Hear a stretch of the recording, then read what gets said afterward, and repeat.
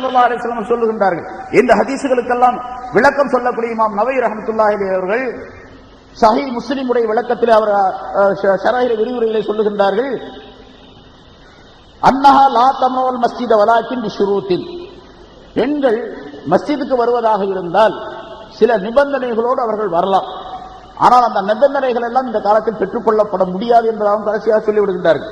அந்த நிபந்தனை என்னவென்று சொன்ன இதெல்லாம் மௌஹூதத்தும் மினல் ஹதீஸ், பல ஹதீஸ்களில் இருந்து எடுக்கப்பட்டவை என்பதாக சொல்லி, முதல் நிபந்தனை அல்லா தக்கூன முத்தய்யிபா, அந்த பெண் மனம் பூசிக்கொண்டு வராதவளாக இருக்க வேண்டும். வாசனை திரவியங்களை பூசிக்கொண்டு வராதவளாக இருக்க வேண்டும். வாசனை திரவியங்கள் அப்படிங்கும்போது ரசூலுல்லாஹி ஸல்லல்லாஹு அலைஹி வஸல்லம் அவர்கள் வாசனையை விரும்பினார்கள், அத்தரை விரும்பினார்கள் என்பதாக நாம் படிக்கின்றோம், கேட்டிருக்கின்றோம், தெரியும் நமக்கு. ஆனா அத்தரை விரும்பினார்கள் என்று சொன்னால் அத்தரை மற்றவர்கள் எல்லாம் எப்படி போட வேண்டும் என்பதற்கு சட்டத்தை சொல்லி தந்திருக்கின்றார்கள். ஆண்களுக்கு அத்தரை எப்படி இருக்க வேண்டும், பெண்களுக்கு எப்படி இருக்க வேண்டும் என்பதால். ஆண்களுக்குரிய அத்தர் வேறு, பெண்களுக்குரிய அத்தர் வேறு. ஆண்களுக்குரிய அத்தரை பெண்கள் போடக்கூடாது, பெண்களுக்குரிய அத்தரை ஆண்கள் போடக்கூடாது. ஆண்கள் போடலாம், இருந்தாலும் கூட அது தேவையான போட மாட்டாங்க. அது என்னங்க அத்தனை தனித்தனியாக இருக்குது அப்படிங்கிறது, எல்லா பாட்டில் ஒரே மாதிரி தானே விற்கிறாங்க அப்படின்னு. அப்படி ஒரு அத்தர் இருந்துச்சுன்னா அப்படித்தான் போடணும், அந்த அத்தர் தான் போடணும். எப்படி ரசூலுல்லாஹி ஸல்லல்லாஹு அலைஹி வஸல்லம் அவர்கள் சொல்லுகின்றார்கள், ஆண்களுக்குரிய அத்தர் எப்படி இருக்க வேண்டும் என்று சொன்னால், அது வாசனை வெளியே தெரியக்கூடியதாகவும் நிறம் மறைந்திருக்கக்கூடியதாக இருக்க வேண்டும். நிறம் கண்ணுக்கு தெரியக்கூடாது, வாசனை மட்டும் வெளியே வீசணும். நான் போட்டு வந்தேன்னா வாசனை அது அத்தர் போட்டிருக்காரு அப்படின்னு தெரியும். ஆனா அந்த கரை தெரியக்கூடாது, நிறம் தெரியக்கூடாது, மஞ்சளா இருக்கும், அந்த நிறம் தெரியக்கூடாது. பெண்களுடைய அத்தர் அப்படின்னு சொன்னால் அவர்களுக்கு நிறம் உள்ளதாக இருக்க வேண்டும், வாசனை இல்லாததாக இருக்க வேண்டும். இது என்னத்துக்கு அத்தரை போடணும்? அத்தரை போடுறதே வாசனைக்காக. அப்புறம் வாசனை இல்லாத அத்தரை போட்டு என்ன பண்றது? ரசூலுல்லாஹி ஸல்லல்லாஹு அலைஹி வஸல்லம் சொல்லுகின்றார்கள், பெண்களுக்குரிய அத்தர் வாசனை இல்லாததாக இருக்க வேண்டும், நிறமுள்ளதாக இருக்க வேண்டும். அப்ப அத்தர் போடுறதுல வாசனைக்காக வேண்டி மட்டும் போடுவது அல்ல அப்படிங்கிறதையும் ரசூலுல்லாஹி ஸல்லல்லாஹு அலைஹி வஸல்லம் சொல்றாங்க. பின்ன எதுக்காக வேண்டி போடுறது? வாசனைக்கு மட்டுமல்ல, அத்தர் இருக்கின்ற ரசூலுல்லாஹி ஸல்லல்லாஹு அலைஹி வஸல்லம் ஒரு பொருளை விரும்பி இருக்கின்றார்கள் என்று சொன்னால், செய்து அதை நீங்கள் எல்லாம் செய்யுங்கள் என்று சொன்னார்கள் என்று சொன்னால் அதில் ஆயிரக்கணக்கான கருத்துக்கள் இருக்கின்றன. ஒரே ஒரு கருத்து, அத்தரில் இருக்கக்கூடிய ஒரு கருத்து என்னவென்று சொன்னால், அது ஆன்டிபயாட்டிக், கிருமி நாசினியாக பயன்படுகின்றது. ஒரு மனிதர் வெளியே போகக்கூடிய நேரத்தில் கொஞ்சம் அத்தரை எடுத்து துணியில மேல தடவுறது மட்டுமல்ல, துணியில தடவுறது மட்டுமல்ல, கால்களிலே தடவி கொள்ள வேண்டும், தலையிலே தடவி கொள்ள வேண்டும், தாடியிலே தடவி கொள்ள வேண்டும், வெளியில் இருக்கக்கூடிய இந்த பகுதிகளிலே தடவி கொள்ள வேண்டும். அப்படி தடவி கொண்டால் வெளியே இருக்கக்கூடிய கிருமிகள் வரை தாக்காது. நடந்து போறோம், இன்னைக்கு நேர தெருவில் போறோம், எத்தனை கிருமிகள் இருக்குது, எத்தனை அசிங்கங்கள் இருக்கு, அசுத்தங்கள் இருக்கு, அதிலிருந்து வரக்கூடிய கிருமிகள் வரை தாக்காது. ஆனா அதுக்கு பதிலாக நம்ம என்ன பண்றோம்னு கேட்டா, டெட்டால் போட்டு காலை கழுவிட்டு வர்றார், டெட்டால் போட்டு பூட்ஸ் ஷூ போட்டு பாலிஷ் போட்டு வர்றார், டெட்டால் போட்டு காலை கழுவிட்டு சாக்ஸ் போட்டு வர்றாரு. இப்படி எல்லாம் செய்யக்கூடிய நேரத்தில் கிருமி வராது, கிருமி நாசினி தாக்காது அப்படின்னு சொல்லி சொல்லும். ஆனா கிருமி நாசினியாக, அதை கிருமியை ஒழிக்கக்கூடியதாக, தாக்காததாக இருக்கக்கூடிய ஒரு அற்புதமான பொருள் அத்தர் என்பதற்கு ரசூலுல்லாஹி ஸல்லல்லாஹு அலைஹி வஸல்லம் இப்படி விளக்கம் தருகின்றார்கள். ஸல்லல்லாஹு அலைஹி வஸல்லம் சொன்ன ஹதீஸுக்கு அறிஞர்கள் விளக்கம் தருகின்றார்கள். சரி, இப்படி பெண்கள் வருவதாக இருந்தால் முதலாவது நிபந்தனை அத்தர் பூசாமல் இருக்க வேண்டும். இரண்டாவது நிபந்தனை அவர்கள் அலங்காரம் செய்யாதவர்களாக இருக்க வேண்டும். அலங்காரம் செய்து கொண்டு வரக்கூடாது. பொம்பளைங்க வெளியே வர்றதா இருந்தாலும் அலங்காரம் இல்லாம வரமாட்டாங்க இல்லையா? அலங்காரம் எல்லாம் வரவே மாட்டாங்க. அலங்காரம் செய்யற இந்த வந்துடுறேன் அப்படின்னாங்க, அரை மணி நேரம் ஆகும். இந்த போலாம் அப்படின்னாங்க, ட்ரெயினே போயிடும், பஸ்ஸும் போயிடும், அவ்வளவுதான். அலங்காரம் எல்லாம் வெளியே வர மாட்டாங்க.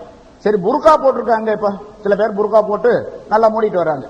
ஆனா புர்கா உள்ள இருக்கக்கூடிய புடவையை விட அலங்காரமா இருக்கு. அப்புறம் அந்த புர்கா என்ன? சில புர்காக்களை நம்ம பாக்குறோம், எங்க கிட்ட பாக்குறீங்கன்னு இருக்காதீங்க, சில புர்கா அப்படி இருக்குது. அந்த புர்கா பாத்தீங்கன்னு சொன்னா உள்ள இருக்கிறதெல்லாம் வெளியே தெரியும். உள்ள இருக்கக்கூடிய புடவையுடைய கலரு, அதனுடைய உள்ள இருக்கக்கூடிய தன்மை பூராமே வெளியே தெரியும். அந்த மாதிரி புர்கா இருக்கு. அல்லது புர்கா சேலையை விட அவங்க உள்ளே உடுத்தி இருக்கக்கூடிய அந்த உடைகளை விட அலங்காரமானதாக புர்கா இருக்கு. புர்கா போடுவதே அலங்காரத்தை மறைப்பதற்கும் அந்த பெண்கள் தங்களை தாங்களே மறைத்துக் கொள்வதற்கும் உரியதாக. அப்படி அழகில்ல, அலங்காரம் செய்யாமல் வர வேண்டும். இரண்டாவது நிபந்தனை. மூணாவது வலா காத்தி ஹல்ஹாலின் யுஸ்மா சௌத்துஹா, கால்ல சலங்கைகள்லாம் போட்டு வரக்கூடாது. கையில வளையல், சப்தம் தரக்கூடிய வளையல், சப்தம் தரக்கூடிய கால் சலங்கைகள், இதெல்லாம் போட்டு வரக்கூடாது. சில பெண்கள் காலில் அந்த பாத சரம் அப்படின்னு போட்டுக்காங்க. அதை போட்டா உள்ள அதுல முத்து இருக்கு, இது இருக்கு, சலக் சலக் சலக் சலக் சலக் சலக், முன்னால போறோம்னா கண்ணை மூடிட்டு போறோம்லாம் தெரியும் பார்ப்போம். அது மாதிரி இருக்கக்கூடாது. அது பொதுவாக அல்லாஹ் தஆலா குர்ஆன்ல அதை சொல்லி காட்டுகின்றான். ஒரு பெண் அது சலங்கை போட்டு இருக்கான், அதாவது காலில் ஒரு நகை போட்டு இருக்கின்றாள், பாதத்தில் ஒரு சரம் போட்டிருக்கிறார். அந்த பாதத்துடைய சரம் சாதாரணமாக நடந்தால் ஓசை தருவதில்லை, சத்தம் கேட்கறதில்லை. சத்தம் கேட்க வேண்டும் என்பதற்காக வேண்டி காலை தட்டி தட்டி செல்லாதீர்கள் என்பதாக அல்லாஹ் தஆலா சொல்லுகின்றான் குர்ஆன். காலை அடிச்சு காலை நடந்து கொஞ்சம் வேகமா வச்சாங்கன்னா சத்தம் கேட்கும். அது மாதிரி போக கூடாது என்று தடை போடுகின்றான் அல்லாஹ் தஆலா. அப்படி இல்லாம இருக்கிறது. வலா சியாபின் ஃபாஹிரா, பெருமைக்குரிய உடைகள் உடுத்தாதவராக இருக்கு. நம்ம சொன்ன மாதிரி புர்கா தான் போட்டிருக்கிறாங்க, ஆனா பெருமைக்குரியதாக இருக்குது, அதெல்லாம் போடக்கூடாது. வலா முஹ்தலத்தின் பிர்ரிஜால், ஆண்களோடு கலந்து போகக்கூடாது. ஆண்கள் பெண்கள் தனியா வந்துட்டு தனியா போற மாதிரி இருக்கணும். வீட்டில இருந்து தனியா வரணும், பள்ளியாசலுக்கு வரலாம், பள்ளியாசல்ல வந்து தனியா தொழுவணும், அதாவது ஆண்களோடு கலக்காமல் அப்படி இருந்துட்டு தனியா அங்க போயிடும். அவங்க அப்படி இருந்தா போலாம். அப்படி முடியுமா? இப்போ ஆண்களுடைய டச்சே இல்லாமல் பெண்கள் மஸ்ஜிதுக்கு வந்துட்டு திரும்ப வீட்டுக்கு போறதுனா முடியுமா? ஆனா இதெல்லாம் அடுத்து சொல்லிடுறது. வலா ஷாபத்தில், அப்படி வரக்கூடிய பெண் வாலிப பெண்ணாக இருக்கக்கூடாது. கிழவியா இருந்தா ஓகே, வாலிபம். நாங்க ஏங்க போறோம், எங்களுக்கு என்னங்க வேலை அப்படின்னு தான் சொல்லுவாங்க. போறவங்க எல்லாம் அவங்களா தான் இருப்பாங்க. வாலிப பெண்கள் தான் போக விரும்புவாங்களே தவிர கிழவிகள்லாம் போக விரும்ப மாட்டாங்க. நான் இவங்க சொல்றாங்க, ஷரஹ் இமாம் நவவி ரஹ்மத்துல்லாஹி அவர்கள் சொல்லுகின்றார்கள், வலா ஷாபா, அந்த பெண் வாலிப பெண்ணாக இருக்கக்கூடாது. வலா நஹவிஹா மிம்மன் யுஃப்தது பிஹா, வாலிப பெண்ணாக இருக்கக்கூடாது என்பது மட்டுமல்ல, அந்த பெண்ணை பார்த்து குழப்பங்கள் ஏற்படக்கூடிய அளவுக்கு அவள் ஒரு அழகியாகவும் இருக்கக்கூடாது. வயோதிகமானவளாக இருந்தாலும் கூட பார்த்தா கொஞ்சம் டிப்டாப்பா இருப்பாங்க, கொஞ்சம் கெட்டப்பா இருப்பாங்க. அப்படி சொன்னா தெரியும். பார்த்த உடனே வயசாகி போச்சு, இந்த பொண்ணுக்கு வயசாகி போச்சு, 40-50 இருக்கும், இருந்தாலும் தளன்னு இருக்கிறான் அப்படின்னு சொல்றாங்கல்ல, உண்டு தளன்னு இருக்கிறான், அதான் கெட்டப்பா இருக்கிறான். அந்த கெட்டப் இருக்கக்கூடாது. வயசானவங்களா இருந்தாலும் கெட்டப் இல்லாம இருக்கக்கூடிய சூழ்நிலை இருக்குது. அல்லாஹ் யகூன ஃபி தரீகதி மா யகாஃபு பிஹி முஃப்ஸிதத்துன் வ நஹவுஹா, வீட்டிலிருந்து மஸ்ஜிதிற்கு போய் வரக்கூடிய அந்த வழியில இவளுடைய கற்புக்கோ அல்லது வேறு விதமான மரியாதைக்கோ கேடு விளைவிக்கக்கூடிய, இடைஞ்சல் தரக்கூடிய, குழப்பம் விளைவிக்கக்கூடிய எந்த பொருளும் இருக்கக்கூடாது. இது 8 ஷர்த்துங்க. இந்த 8 ஷர்த்துகளும் இருந்து 8 நிபந்தனைகள் சொன்னது. 8 நிபந்தனைகள். 8 நிபந்தனைகள் மட்டும் பத்தாது. அந்த பெண்ணோடு வீட்டிலிருந்து மஸ்ஜிதிற்கு வரக்கூடிய, கொண்டு வரக்கூடிய, கூட்டி அழைத்து வரக்கூடியதற்கு மகரமான ஒரு ஆண் இருக்க வேண்டும். அவளோடு கணவன் இருக்க வேண்டும், தந்தை இருக்க வேண்டும், சகோதரர் இருக்க வேண்டும், அல்லது வேறு யாராவது மகரமான ஆண்கள் இருக்க வேண்டும். திருமணம் செய்வதற்கு ஹராமான ஆண் அவளோடு வர வேண்டும். அப்படி ஒரு மனிதன், ஒரு மகரமான ஆண் இருந்து இந்த 8 நிபந்தனைகளும் இருந்தால் அவள் மஸ்ஜிதுக்கு வரலாம், ஃபஜ்ருக்கும் இஷாவுக்கும். முடியுமா இது? இப்ப சரி, இமாம் நவவி ரஹ்மத்துல்லாஹி அவர்கள் சொல்லுகின்றார்கள், இந்த 8 நிபந்தனைகளும் இருக்கின்றன, ஆனா மகரமான ஆண் இல்ல, அவளும் வருவது ஹராம் என்பதாக சொல்லுகின்றார்கள். எதுக்கு சொல்றோம்? பெண் உரிமை. பெண்ணுக்கு உரிமை எது என்று சொன்னால் பேசாம வீட்டில் தொழுதுட்டு போறதும். அங்கேயே தொழுகிறது இல்லை, அப்புறம் இங்கே வந்து தொழுக போறாங்க. வீட்டிலே தொழுகிறது இல்லைங்க. வீட்டில் தொழுகிறது இல்லைங்கிறதுனால தாங்க நான் மஸ்ஜிதுக்கு வர்றோம் அப்படிங்கிறாங்க சில பேர். மஸ்ஜிதுக்கு வந்தா தொழுகிறோம், ஏன்னா எங்களுக்கு ஒரு இன்ட்ரெஸ்டா இருக்குது, அது வர்றது கொஞ்சம் டேஸ்டா இருக்குது, இன்ட்ரெஸ்டா இருக்குது அப்படின்னு சொல்றவங்களாம் எல்லாம் உண்டு. என்ன, அதாவது வேடிக்கை பார்த்துட்டு வர்றது, கூட்டத்தோட வர்றது, கூட்டமா இங்க வருது, 4 பேரோட பேசுறது, அது டேஸ்டா இருக்குது, உங்களுக்கு இன்ட்ரெஸ்டா இருக்குது அப்படின்னு அர்த்தம். இங்க வந்தா தொழுகிறோம், வீட்டுல இருந்தா தொழுகிறது இல்ல. இங்க வந்தா எங்களுக்கு தொழுகக்கூடிய ஆர்வம் வருது, அங்க வர்றது இல்ல, அதனால நாங்க வர்றோம் அப்படின்னு சொன்னா அதெல்லாம் ஒத்துக்கொள்ளப்பட மாட்டாங்க. மார்க்கத்தில் அதற்கு அதிகாரம் கிடையாது, அதுக்கு அனுமதி கிடையாது. ஆக பெண்கள் மஸ்ஜிதிற்கு வருவது கூடாது என்பதை ஹஜ்ரத் உமர் ரலியல்லாஹு தஆலா அவர்கள் சட்டமாக ஆக்கி வைத்தார்கள். உமருடைய சட்டத்தை ஏற்றுத்தான் ஆக வேண்டுமே தவிர அதை தள்ளுபடி செய்யக்கூடாது. அப்படி யாராவது தள்ளுபடி செய்தால் அவர் தவறான மார்க்கத்தில் இருக்கின்றார், தவறான வழியில் இருக்கின்றார், தவறான கொள்கையில் இருக்கின்றார் என்பதாக பொருள். ஒரு உதாரணம், இடையில உமர் ரலியல்லாஹு தஆலா சொன்னதை ஏற்றுக்கிட்டு தான் ஆகணும் அப்படிங்கிறதுக்கு ஒரு உதாரணம். இமாம் ஷாஃபி ரஹ்மத்துல்லாஹி அலைஹி அவர்கள் மக்காவிலே மக்களுக்கு மத்தியில தர்ஸ் நடத்தி கொண்டிருந்தார்கள், பாடம் நடத்தி கொண்டிருந்தார்கள். பாடம் முடிஞ்ச உடனே அங்க இருக்கக்கூடிய ஆயிரக்கணக்கான பேர் உட்கார்ந்து இருந்தாங்க. அவங்கள பார்த்து சொன்னாங்க, உங்களுக்கு யாருக்காவது சந்தேகம் இருந்தா கேளுங்க, நான் பதில் சொல்லுகின்றேன். குர்ஆனிலிருந்து சுன்னத்திலிருந்து பதில் சொல்லுகின்றேன், குர்ஆன் இருந்து ஹதீஸிலிருந்து பதில் சொல்லுகின்றேன் சொன்னாங்க. எந்த சந்தேகம் கேட்டாலும் சரி, குர்ஆன்லயும் ஹதீஸ்லயும். இப்ப சொல்றாங்கல்ல சில பேர், குர்ஆன் போதும் ஹதீஸ் போதும் அப்படின்னு சொல்லிட்டு, அது மாதிரி குர்ஆன் மட்டும் ஹதீஸ் மட்டும், அதுல இருந்து நான் பதில் சொல்றேன்னு சொன்னாங்க. கூட்டத்திலிருந்து எந்திரிச்சு ஒருத்தர் கேட்டாரு, எஹராம் கட்டி இருக்கக்கூடிய ஒரு மனிதர், ஹஜ்ஜுக்காக எஹராம் கட்டி இருக்கக்கூடிய ஒரு மனிதர் குளவிய அடிக்கலாமா அப்படின்னு கேட்டார். குளவிய அடிக்கலாமா? குளவிய அந்த கூடு கட்டுதல் வீட்டுல வந்து அது குளவிய அடிக்கலாமா அப்படின்னு கேட்டார். இப்ப இமாம் ஷாஃபி ரஹ்மத்துல்லாஹி என்ன பதில் சொல்லணும்? குர்ஆன்ல இருந்து ஒரு ஆயத்தை காட்டணும், அல்லது ஹதீஸ் இருந்து ஒரு ஹதீஸை காட்டணும். குர்ஆன்ல கிடையாது, ஹதீஸிலும் கிடையாது. இமாம் ஷாஃபி ரஹ்மத்துல்லாஹி இந்த ஆயத்தை ஓதினார்கள். நான் ஆரம்பத்தில் ஓதின ஆயத்து, வமா ஆத்தாக்கும் ரசூல் ஃபஹுதுஹு வமா நஹாக்கும் அன்ஹு ஃபன்தஹு. நம்முடைய ரசூல் ஸல்லல்லாஹு அலைஹி வஸல்லம் அவர்கள் எதை உங்களுக்கு கொண்டு வந்து கொடுத்தாரோ அதை இறுக பற்றி பிடித்துக் கொள்ளுங்கள், எதை விட்டு உங்களை தடை செய்திருக்கின்றாரோ அதை முழுமையாக நீங்கள் விட்டு விடுங்கள் என்பதாக இந்த ஆயத்தை ஹஜ்ரத் இமாம் ஷாஃபி ரஹ்மத்துல்லாஹி அவர்கள் வாசித்து விட்டு, அதாவது என்ன சொல்றான் அல்லாஹ், ரசூலுல்லாஹி ஸல்லல்லாஹு அலைஹி வஸல்லம் அவர்கள் சொன்னதையெல்லாம் கேளுங்க, நபி அவர்கள் எதை வேண்டாம்னு சொல்லியிருக்காங்களோ அதை விட்டுடுங்க அப்படின்னு சொல்றான். இப்ப ரசூலுல்லாஹி ஸல்லல்லாஹு அலைஹி வஸல்லம் சொன்னாங்க, லா அத்ரி மா பகாஇ ஃபீக்கும், எனக்கு பின்னால நான் எவ்வளவு காலம் இந்த உலகத்தில் வாழ்ந்திருப்பேன் என்று எனக்கு தெரியாது. ஆகவே பக்கது பில்லதைனி மின்பாதி, எனக்கு பின்னால் இந்த இருவரையும் நீங்கள் பின்பற்றுங்கள் என்று பக்கத்தில் உட்கார்ந்திருந்த ஹஜ்ரத் அபூபக்கர் உமர் ரலியல்லாஹு தஆலா அன்ஹுமா இருவரையும் சுட்டிக்காட்டி ரசூலுல்லாஹி ஸல்லல்லாஹு அலைஹி வஸல்லம் சொன்னார்கள் என்பது சஹீஹான ஹதீஸ், சரியான ஹதீஸ். அது டூப்ளிகேட் ஹதீஸ் எல்லாம் கிடையாது, ஒரிஜினல் ஹதீஸ் அது. அது ஸல்லல்லாஹு அலைஹி வஸல்லம் என்ன சொன்னாங்க? ரெண்டு பேர்ல ஒருத்தர் பொதுவாக சஹாபாக்களை பின்பற்ற சொல்லி ஒரு ஹதீஸ் அது குர்ஆனிலும் இருக்கின்றது.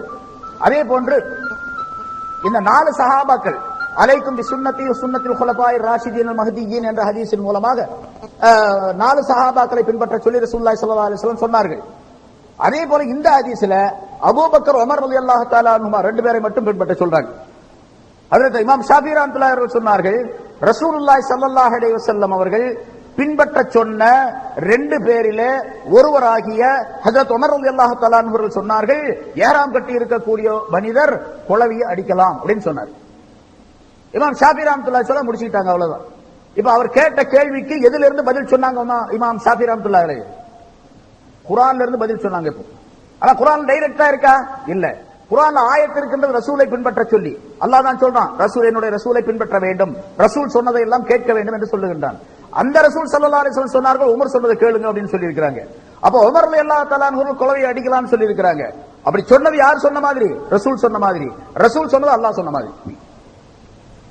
ரசூலுல்லாஹ் சொன்னது அல்லாஹ் சொன்ன மாதிரி தான். ஏன்னா ரசூலுல்லாஹ் அல்லாஹ் மட்டும்தான் ஹராமாக்கக்கூடிய ஹலாலாக்கக்கூடிய அதிகாரம் அல்லாஹ்வுக்கு மட்டுமில்ல, ரசூலுக்கும் உண்டு. அலா இன்னி கத் ஊதீத்துல் குர்ஆன வ மிஸ்லஹு, அலா இன்னி கத் ஊதீத்துல் கிதாப வ மிஸ்லஹு. 2 விதமான ஹதீஸ்.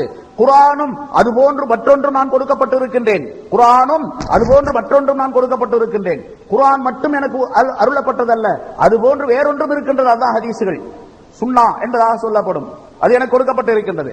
அலா லா யஹில்லு லக்கும் அல்-அஹ்லுல் ஹிமாரி அல் ஹிபாருல் அஹ்லியு, அறிந்து கொள்ளுங்கள், இந்த நாட்டு கழுதை இருக்கின்றது, வண்ணாட்டம் டோபிட்டு இருக்கிற கழுதை, அந்த கழுதை உங்களுக்கு ஹலால் ஆகாது, அதை நான் ஹராமாக்குகின்றேன், இன்னி ஹர்ரம் துலக்கும், உங்களுக்கு ஹராமாக்கி வைக்கின்றேன் அப்படிங்கிறான். நாட்டு கழுதை வீட்டில் வளர்க்கப்படும், காட்டு கழுதை ஒண்ணு இருக்கும், அது ஹலால், காட்டில் இருக்கக்கூடிய கழுதை. வீட்டில் இருக்கக்கூடிய டோபிட்டு வளர்க்கப்படக்கூடிய அந்த கழுதை இருக்கின்றதே, அதை உங்களுக்கு நான் ஹராமாக்கி வைக்கின்றேன் என்று ரசூலுல்லாஹி ஸல்லல்லாஹு அலைஹி வஸல்லம் குர்ஆன்ல கிடையாது, அல்லாஹ் ஹராமாக்கி வைக்கல, நான் ஹராமாக்கி வைக்கின்றேன் என்பதாக சொல்லுகின்றார்கள். அதே போன்று அந்த ஹதீஸுடைய தொடரில் கீறி கிழிக்கக்கூடிய நகங்கள் உள்ள பிராணிகள், கடித்து குதறக்கூடிய சிங்க பல்லுள்ள வீர பல்லுள்ள பிராணிகள், காட்டு பிராணிகள், இவையெல்லாம் உங்களுக்கு நான் ஹராமாக்கி வைக்கின்றேன் என்பதாக, சிங்கம் புலி கரடி போன்றவை, அதே மாதிரி காக்கா பருந்து போன்றவை, இவற்றையெல்லாம் நான் உங்களுக்கு ஹராமாக்கி வைக்கின்றேன் என்பதாக சொல்லுகின்றார்கள். குர்ஆன்ல அல்லாஹ் தஆலா 4 விஷயத்தை மட்டும் தான் சொல்றான். இன்னமா ஹர்ரம அலைக்கும் மைத்தது வத்தமு லஹ்முல் ஹின்ஸீர் வமா உஹில்ல பிஹி லிகைரில்லாஹ் என்ற 4 விஷயத்தை அல்லாஹ் தஆலா ஹராம் என்று சொல்லுகின்றான். செத்தது, அதாவது பன்றி மாமிசம், பன்றி கறி, பன்றி, இது போன்ற விஷயங்கள் எல்லாம் ஹராம் என்று 4 விஷயத்தை அல்லாஹ் தஆலா சொல்லுகின்றான். அல்லாஹ்வுடைய பெயர் சொல்லி அறுக்கப்படாதது இதுவெல்லாம் ஹராம். இன்னொரு இடத்துல வல் முன்ஹனிகத்து வல் மௌகூதத்து வல் முத்தரத்தியத்து வன் நதிஹத்து வமா கலஸபு என்பதாக சொல்லுகின்றான். அது செத்த பிராணி, செத்ததுல பல விதமாக செத்தது, எதுவா இருந்தாலும் சரி செத்தது சாப்பிடக்கூடாது என்று அல்லாஹ் சொல்லுகின்றான். ரசூலுல்லாஹி ஸல்லல்லாஹு அலைஹி வஸல்லம் அவர்கள் தான் உத்தரவிடுகின்றார்கள் இந்த பிராணிகளை சாப்பிடக்கூடாது என்பதாக. அப்ப ஹராமாக்கி வைக்கின்றேன் என்பதாக சொல்லுகின்றார்கள். அப்படியெல்லாம் ஆக்கி வைக்கக்கூடிய பவர் ரசூலுல்லாஹி ஸல்லல்லாஹு அலைஹி வஸல்லம் அவர்களுக்கு உண்டு. அதே ரசூலுல்லாஹி ஸல்லல்லாஹு அலைஹி வஸல்லம் சொல்லுகின்றார்கள் உமரை பின்பற்ற வேண்டும் என்று. அந்த உமர் தான் சொன்னார் 20 ரக்காத் தொழ வேண்டும் என்று. 8 ரக்காத் சொன்னா எப்படி? நான் பல இடங்களில் சொல்லியாச்சு. 8 ரக்காத் தராவிஹ் தொழுகை அப்படி நிரூபித்தால் 10 லட்சம் தர்றேன் அப்படின்னு அந்த காலத்துல சொல்லிட்டு இருக்கிறேன். 10 லட்சம் சொல்லி 10 வருஷத்துக்கு மேல ஆச்சு அது என்ன. ஆனா இப்ப வந்து அதை வேற ஒரு 10 மடங்கு அதிகமாக்கலாம், 1 கோடி ஆக்கலாம். 1 கோடி ரூபாய் தரப்படும் 8 ரக்காத்தில் யாராவது நிரூபித்தால். ஒரே ஒரு ஹதீஸ வச்சிருக்கிறாங்க, அந்த ஹதீஸ் தராவிஹ்க்கு உள்ளதல்ல, அது தஹஜ்ஜத் தொழுகை சம்பந்தப்பட்டது. அதனால இப்ப அதெல்லாம் விட்டுட்டாங்க, இப்ப அதை சொல்றது கிடையாது பெரும்பாலும். ஆனா தொழுகிறவங்க இந்த 8 ரக்காத் தொழுதுட்டு தான் இருக்கிறாங்க, அது வேற விஷயம். ஏன்னா அண்ணன் சொல்லிட்டாரு, அதனால தொழுதுட்டு இருக்கிறாங்க. இது ஒரு புத்தகம், ஏகத்துவம். யாருது? அண்ணனது புஸ்தகம். இதுல அது மட்டும் வாசி நான் முடிச்சேன். நபி ஸல்லல்லாஹு அலைஹி வஸல்லம் அவர்கள் லுஹா தொழுதாக, இந்த புஸ்தகம் பூரா தப்புங்க. ஜகாத் ஒரு ஆய்வுன்னு போட்டு வயசுக்கு ஒரு வயசுல ஒரு தடவை தான் கொடுக்கணும், அதாவது கொடுத்த பணத்துக்கு மட்டும் கொடுத்த பணத்துக்கு திருப்பி கொடுக்க வேண்டியதில்லை அப்படின்னு சொல்லி நிறைய ஹதீஸ்கள் எழுதுறாரு. பூரா தப்பா எழுதுறாரு. அந்த தப்பா எழுதுறாரு அப்படிங்கிறதுக்கு ஒரு சாம்பிள் 2 விஷயம் மட்டும் சொல்லி முடிச்சிருது. நபி ஸல்லல்லாஹு அலைஹி வஸல்லம் அவர்கள், நான் பெண்களை பத்தி ஒன்றும் சொல்லவே இல்லை, இந்த இதை மட்டும் தான் சொன்னேன்.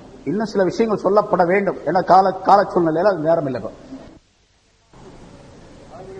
நபி ஸல்லல்லாஹு அலைஹி வஸல்லம் அவர்கள் லுஹா தொழுததாக, நல்லா கவனிங்க, லுஹா தொழுததாக ஏராளமான ஆதாரபூர்வமான ஹதீஸ்கள் இருந்தும், ஏராளமான ஆதாரபூர்வமான ஹதீஸ்கள் இருந்தும் ஆயிஷா ரலியல்லாஹு தஆலா அன்ஹா அவர்கள் நபி ஸல்லல்லாஹு அலைஹி வஸல்லம் அவர்கள் லுஹா தொழுததே இல்லை என்று மறுத்துள்ளார்கள். என்ன சொல்றாங்கன்னா, என்ன வர்றாருன்னு கேட்டா, இதுல சஹாபாக்களை பின்பற்றலாமா அப்படின்னு ஒரு தலைப்பு போட்டு எழுதுறாரு.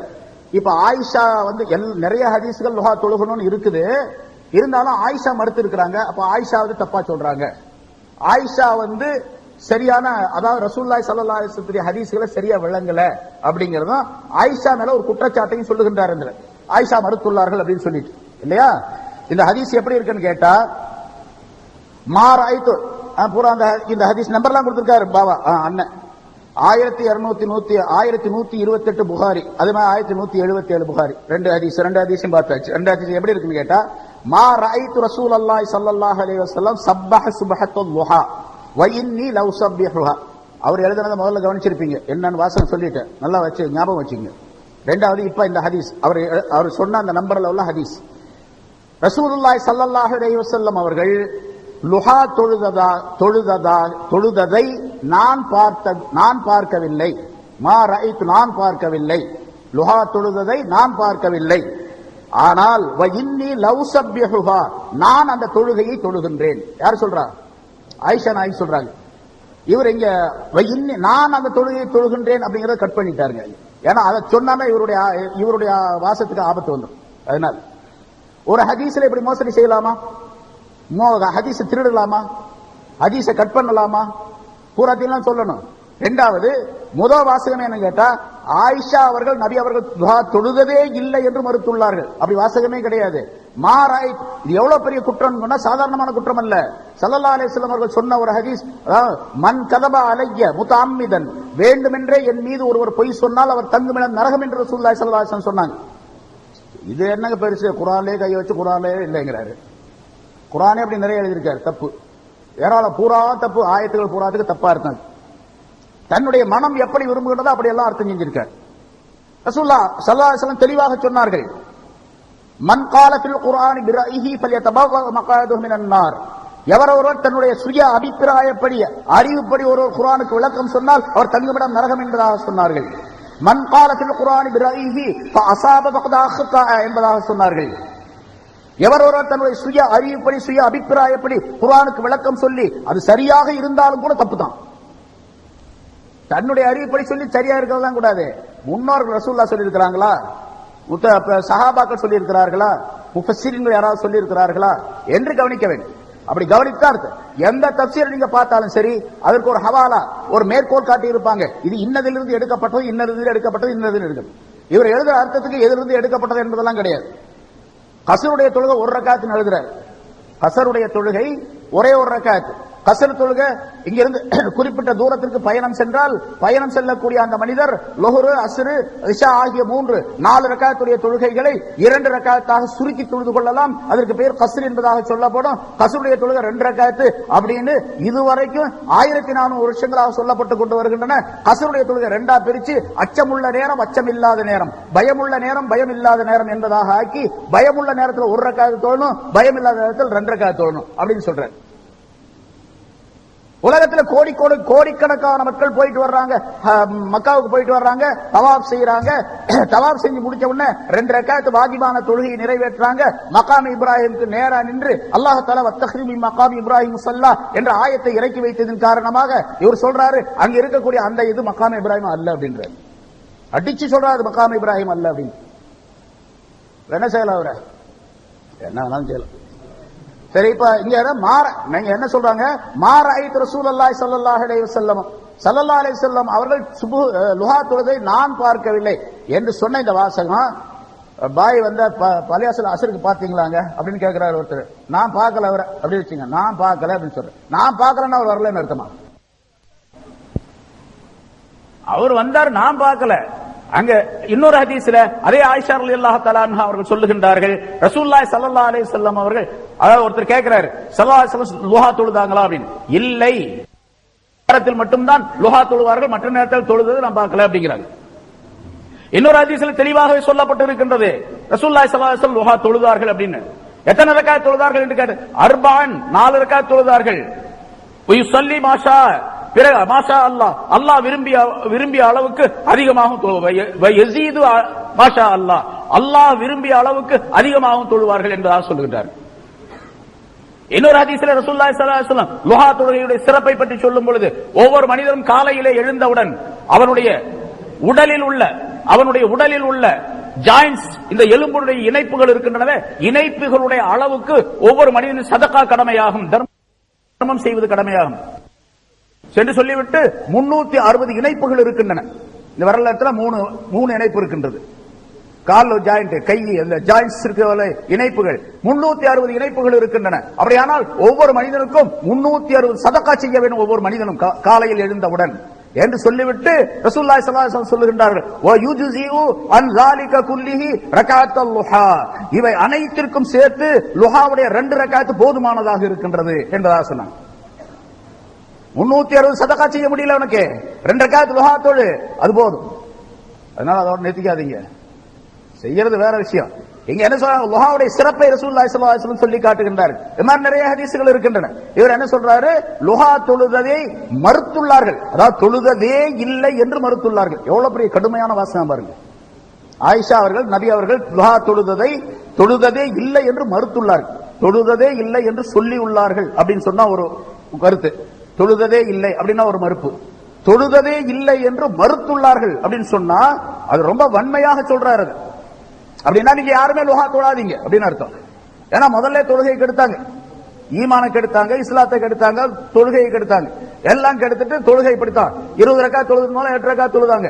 8 ரக்காத் தொழுகை இப்போ ஒழுங்கா தொழுகிறது இல்ல, அது தொழுதாலும் தொழாவிட்டாலும் இல்ல, அது ஒண்ணு கட்டாயம் இல்ல அப்படி எல்லாம் சொல்லிட்டு இருக்காங்க. அதெல்லாம் பரலப்பட்டு தொழுது ஓடி போயிடு, அங்க உட்கார்ந்து தஸ்பீஹாத்துக்கெல்லாம் ஓதிட்டு இருக்க வேண்டிய அவசியம் இல்ல என்பதாக சொல்லி கொடுத்து கடைசி நேரத்தில் வர்றது அடிச்சு 2 ரக்காத்து விழுந்து தொழுகிறது, எந்திரிச்சு ஓடியே போயிடுறது. தொழுகை எல்லாம் கெடுத்தார்கள் சுத்தமாக.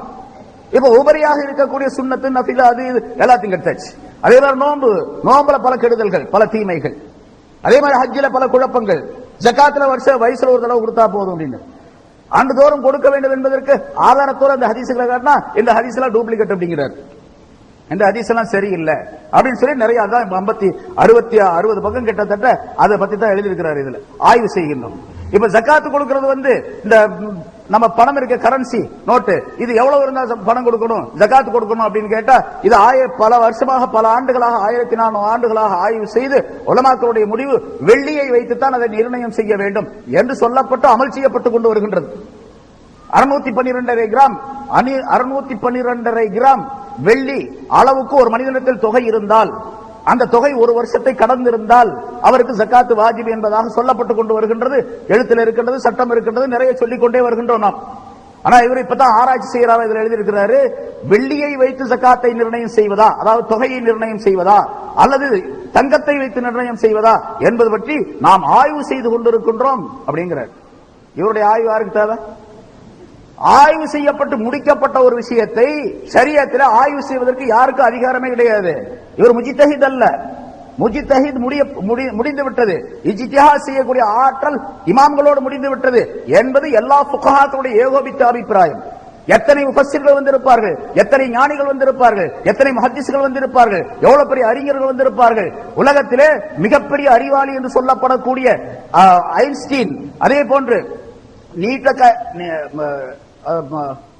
நியூட்டன், ஐசக் நியூட்டன், ஐன்ஸ்டீன் போன்ற மிகப்பெரிய அறிவியல் மேதைகள் உலகத்திலே மிக அதிகமான மூளை எடை உள்ள ஒரே ஒரு மனிதர் ஐசக் நியூட்டன் என்று சொல்லப்பட்டிருக்கின்றது. அப்படிப்பட்ட அறிவாளி, இவர்களை விட மிகப்பெரிய அறிவாளிகளாக இமாம்கள் இருந்தார்கள். ஏன்னா அவர்களுடைய அறிவு முழுவதும் குர்ஆனும் ஹதீஸுமாக இருந்தது, குர்ஆனுக்குள்ளும் ஹதீஸுக்குள்ளும் இருந்தது. ஆகவேதான் பல்லாயிரக்கணக்கான பல லட்சக்கணக்கான சட்டங்களை நமக்கு வகுத்து தந்திருக்கின்றார்கள். அவர்கள் எல்லாம் சொல்லாத ஒரு சட்டத்தை 1400 வருஷமா ஆச்சு. என்ன சொல்ல போனா இவங்க முளைச்சு 20 வருஷம் ஆச்சு. 20 வருஷத்துல 3 வருஷமா தான் சொல்லிட்டு இருக்காரு, 3-4 வருஷமா. அதுக்கு முன்னாலே கூட சொன்னது கிடையாது. இந்த 3-4 வருஷத்துல இவருக்கு ஒரு மாற்றம் ஏற்பட்டு வகை வந்து இப்ப வயசுல ஒரு தடவை கொடுத்தா போதும், கொடுக்கப்பட்ட பொருளுக்கு ஒரு தடவை கொடுத்தா போதும், திருப்பி கொடுக்க வேண்டிய இல்ல என்று சொல்லிக் கொண்டு இருக்கக்கூடிய இந்த நிலை முன்னால 1400 வருஷமா கிடையாது. இதுவே நமக்கு சான்று, வேற எதுவுமே தேவையில்லை, வேற ஆதாரம் பார்க்க வேண்டியது. இதுவரைக்கும் யாராவது சொல்லி இருக்கிறாங்களா? அப்படி யாரும் சொன்னது கிடையாது. எந்த அறிஞரும் சொன்னது கிடையாது, எந்த ஞானியும் சொன்னது கிடையாது, எந்த வலியும் சொன்னது கிடையாது. அப்துல் கார் ஜீலானி கத்தஸல்லாஹு சிர்ரஹுல் அஸீஸ் போன்றவர்கள் எவ்வளவு பெரிய மேதை ஞானம் உள்ளவர்களாக இருந்தார்கள். அவர்கள் எல்லாம் ஒரு மதுஹபை பின்பற்றித்தான் இருந்தார்கள்.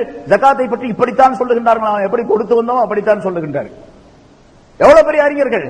இமாம் ஷாஃபி ரஹ்மத்துல்லாஹி எவ்வளவு பெரிய அறிஞர், இமாம் அபூ ஹனீஃபா ரஹ்மத்துல்லாஹி எவ்வளவு பெரிய அறிஞர். அந்த காலத்தில் இமாம் மாலிக் ரஹ்மத்துல்லாஹி அவர்கள் சொல்லுகின்றார்கள், அந்த காலத்தில் இருக்கக்கூடிய மனிதர்கள் அனைவருடைய அறிவை தராசுடைய ஒரு தட்டிலும் அபூ ஹனீஃபா ரஹ்மத்துல்லாஹி அவருடைய அறிவை இன்னொரு தட்டிலும் வைத்தால் அபூ ஹனீஃபாவுடைய அறிவு மிகைத்ததாக இருக்கும் என்பதாக சொல்லுகின்றார்கள். அவ்வளவு பெரிய அறிவாற்றல் உள்ளவர், வாத திறமை உள்ளவர்கள், ஞானம் படைத்தவர்கள். அதே நேரத்தில் வெறுமனே வெறும் ஞானம் வெறும் வாதம் என்பது மட்டுமல்ல, அல்லாஹ்வுடைய அச்சத்தோடு கூடிய ஞானமாக இருந்தது. எவ்வளவு பெரிய அச்சம் உள்ளவர்களாக இருந்தார்கள் என்பதற்கு நிறைய வரலாறு இருக்கின்றது. அவர்கள் எல்லாம் சொல்லாத ஒரு விஷயத்தை இவர் சொல்லுகின்றார்.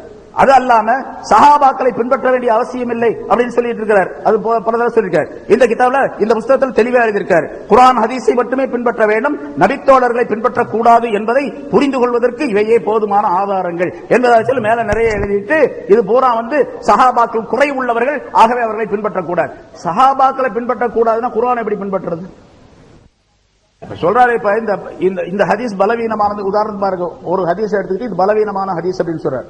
இது பலவீனமான ஹதீஸ் சொல்லி யாரு சொன்னது?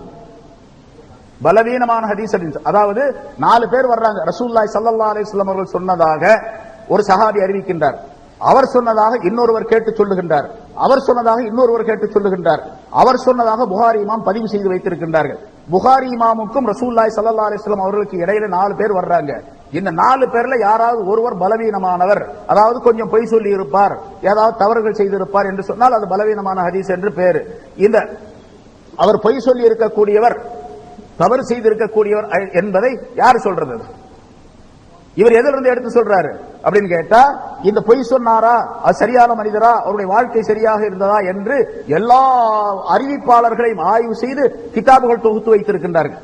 ஏராளமான வால்யூம்கள் இருக்கின்றன, பலவிதப்பட்ட பல தரப்பட்ட வால்யூம் கிதாபுகள் இருக்கின்றன. அவற்றிலிருந்து இன்ன கிதாபிலிருந்து இவர் பலவீனமானவர் என்று சொல்லப்பட்டது அப்படின்னு எழுதுறாரு. இதுல இருக்கு, இன்ன கிதாபுல இந்த சஹாபி அல்லது இந்த ராவி, இந்த அறிவிப்பாளர் பலவீனமானவர் என்று சொல்லப்பட்டிருக்கு. எந்த கிதாபுல அப்படி எழுதப்பட்டு இருக்கின்றதோ அந்த கிதாபு எழுதியவர் யாரோ அவரை இவர் எப்படி நம்புறாரு? அவர் பலவீனமானவர் சொல்றது இவர் எப்படி நம்புறாரு? முதல்ல சஹாபாக்களே நம்பாதவர் சஹாபாக்களுக்கு அடுத்த காலத்தில் உள்ளவர் எப்படி நம்புறாரு?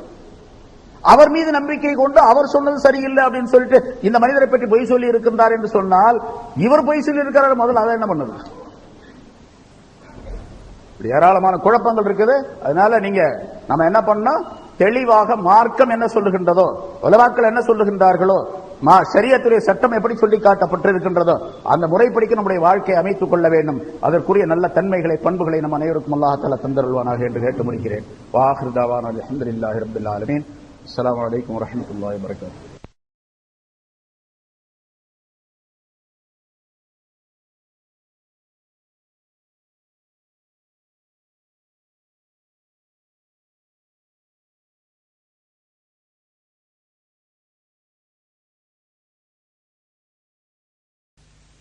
نحمده ونستعينه ونستغفره ونؤمن به ونتوكل عليه ونعوذ بالله من شرور أنفسنا ومن سيئات أعمالنا من يهده الله فلا مضل له ومن يضلله فلا هادي له ونشهد أن لا إله إلا الله وحده لا شريك له ونشهد أن سيدنا ونبينا مولانا محمدا عبده ورسوله أرسله الله بالحق بشيرا ونذيرا وداعيا إلى الله بإذنه وسراجا منيرا.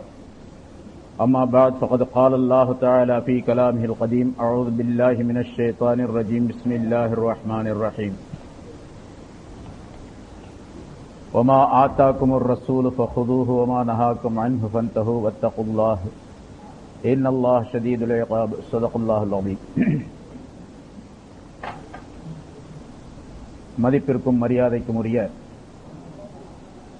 இந்த விழாவின் தலைவர் அவர்களே, கண்ணியத்திற்குரிய ஆலிம் பெருமக்களே, மரியாதைக்குரிய பெரியோர்களே, சகோதரர்களே, இது என்பது ஒரு யூனிவர்சிட்டி, பல்கலைக்கழகம். இதில் எல்லா விதமான கலைகளும் இங்கே கற்றுக்கொள்ளப்படும், கற்றுக் கொடுக்கப்படும், கற்றுக்கொள்ளப்படும். அதே போன்று எல்லா விதமான ஞானங்களும் இங்கிருந்து கிடைக்கப்பெறும். எல்லா விதமான மனிதனுக்கு தேவைப்படக்கூடிய எல்லா விஷயங்களும் இதிலிருந்து எடுக்கப்படும். அப்படிப்பட்ட அற்புதமான இடமாக அல்லாஹ் தஆலா மஸ்ஜிதை அமைத்து வைத்திருக்கின்றார் என்ற காரணத்தினால்தான் ரசூலுல்லாஹி ஸல்லல்லாஹு அலைஹி வஸல்லம் அவர்களுக்கு முதலாக அவர்கள் மதீனாவுக்கு சென்றவுடனேயே, மக்காவிலே அவர்கள் ஆற்றல் இல்லாதவர்களாக இருந்தார்கள், வாய்ப்பு இல்லாதவர்களாக இருந்தார்கள், வசதி இல்லாதவர்களாக இருந்தார்கள், மிக குறைந்த நபர்களை இஸ்லாத்தை ஏற்றுக்கொண்டிருந்தார்கள். ஆகவே அங்கே ஒரு விஷயத்தை செய்ய முடியவில்லை. இரண்டாவது, மக்காவிலே அல்லாஹ் தஆலா தன் புறத்திலிருந்து ஒரு மஸ்ஜிதை ஏற்படுத்தி தந்திருந்தான், அது நிலையாக இருந்து கொண்டிருக்கின்றது. அதனால் புதிதாக இன்னொரு மஸ்ஜிதை கட்ட வேண்டிய அவசியம் இல்லாமல் இருந்தது. அந்த மஸ்ஜிதிலே செய்ய வேண்டிய அமல்களை எல்லாம் செய்ய முடியாதவர்களாக இருந்தார்கள் ரசூலுல்லாஹி ஸல்லல்லாஹு அலைஹி வஸல்லம் அவர்கள். மதீனாவுக்கு போன பின்னாலே முதலாக அவர்கள் செய்த வேலை மஸ்ஜிது கட்டியதுதான், மஸ்ஜித் நபவி கட்டியதுதான். 2 யத்தீமான சிறுவர்களிடத்திலிருந்து அந்த இடத்தை வாங்கி, காசு கொடுத்து வாங்கி, அதை மேலே பேரிச்சம் ஓலைகளால் அதனுடைய மேல் கூரையை அமைத்து அதனுடைய தொழுமிடமாக ரசூலுல்லாஹி ஸல்லல்லாஹு அலைஹி வஸல்லம் ஆக்கி வைத்து, மஸ்ஜிதி ஹாதா, என்னுடைய இந்த மஸ்ஜித், ஸலாத்துன் ஃபீ மஸ்ஜிதி ஹாதா அஃலலு மின் அல்ஃபி ஸலா ஃபீ கைரிஹா, இந்த என்னுடைய மஸ்ஜிதிலே தொழுவது மற்ற மஸ்ஜிதுகளை தொழுவதை விட 1000 மடங்கு மேலானது, மிகச் சிறந்தது என்பதாக ரசூலுல்லாஹி ஸல்லல்லாஹு அலைஹி வஸல்லம் அவர்கள் அந்த மஸ்ஜிதை பற்றியுள்ள சிறப்புகளையும் சொன்னார்கள்.